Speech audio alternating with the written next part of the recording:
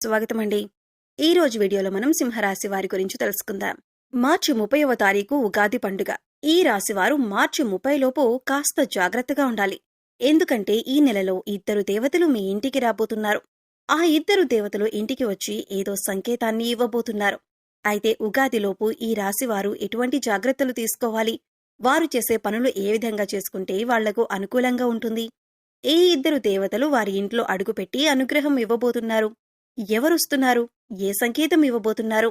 ప్రతి ఒక్కటి చాలా వివరంగా ఇప్పుడు ఈ వీడియోలో తెలుసుకుందాం. అలాగే ఈ సమయంలో మీరు చేసుకోవాల్సిన దేవతారాధన, అలాగే పాటించవలసిన పరిహారాల గురించి ఈ వీడియోలో మనం వివరంగా తెలుసుకుందాం.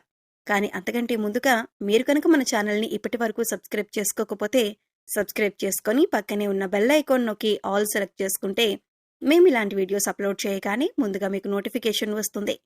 ఇక వివరాల్లోకి వెళ్ళిపోతే ఈ రాశికి సంబంధించినంత వరకు వాళ్ల వ్యక్తిత్వం ఏదైతే ఉంటుందో చాలా సున్నితంగా ఉంటుంది.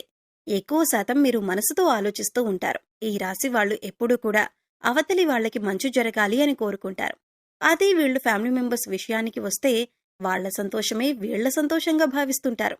అలాగే వాళ్లు దానికోసం ఏదైనా చేస్తారు. వాళ్లకి కష్టమైనా సరే, దాంట్లో వాళ్లకు నష్టమైనా సరే, అవతలి వాళ్లకు మంచి జరుగుతుంది అని అనిపిస్తే ఖచ్చితంగా ఆ పని చేయకుండా ఉండరు. ఎదుటివారికి సాయం చేయటంలో ముందుంటారు. వీరే వాళ్ళని ఎక్కువగా సాటిస్ఫై చేయాలని ఆలోచిస్తూ ఉంటారు. చాలాసార్లు ఈ మంచితనమే మిమ్మల్ని ముంచేస్తుంది. అలాగే ఎక్కువ శాతం మీరు మనసులో మాటను వేరే వారికి చెప్పటానికి ఇబ్బంది పడుతూ ఉంటారు, జంకుతూ ఉంటారు. ఎవరికి కూడా మీ మనసులో బాధను చెప్పరు.